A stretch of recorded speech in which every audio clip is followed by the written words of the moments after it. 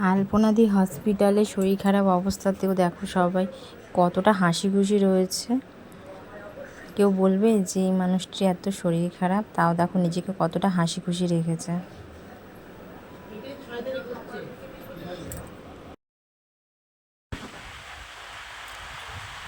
মেনে নেওয়া যাচ্ছে না যে আলপনা দিদি এখন আর আমাদের মধ্যে নেই।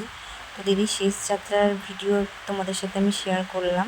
মানে খুবই খারাপ লাগছে, মানে মুখে বললে বোঝাতে পারবো না, এতটা খারাপ লাগছে। প্রথমবার যখন ইউটিউবে ভিডিও দেখেছিলাম, মানে দেখে মানে মেনে নিতেই পারছিলাম না যে দিদি সত্যি নেই আমাদের মধ্যে। খুবই খারাপ লাগছে, খুবই কষ্ট লাগছে।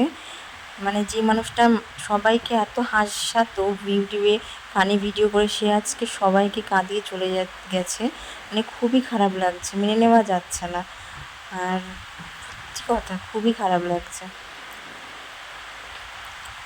হসপিটালে কিছুদিন আগে ভিডিও করেছিল, তখনও দিদি মানে এত শরীর খারাপের মধ্যেও নিজেকে এত হাসি খুশি রেখেছিল আর কি।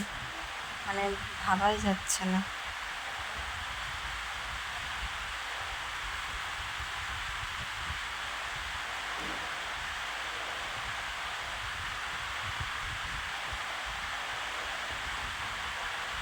ইউটিউবে যখন ভিডিও দেখতাম, মানে এত হাসির ভিডিও করতো, মানে না হাসি কেউ থাকতে পারবে না, এত ভালো লাগতো দিদির ভিডিও। তো আমাদের বাড়ির পরিবারের সবারই খুব ভালো লাগতো দিদি আর দিদির মায়ের ভিডিও।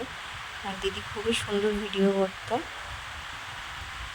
মানে যে মেয়েটা এত হাসি খুশি সবাইকে হাসাতো, সে আর আমাদের মধ্যে নেই, মেনে নেওয়া যাচ্ছে না। সবাইকে কাঁদিয়ে আছে, না ফেরার দেশে চলে গেছে। যেখানেই থাকুক দিদি খুব ভালো থাকুক, সেটাই চাই। দিদির আত্মার শান্তি কামনা করি। যখন মানুষটি একটু সুখের মুখ দেখলো, তখনই ভগবান তাকে নিয়ে নিল।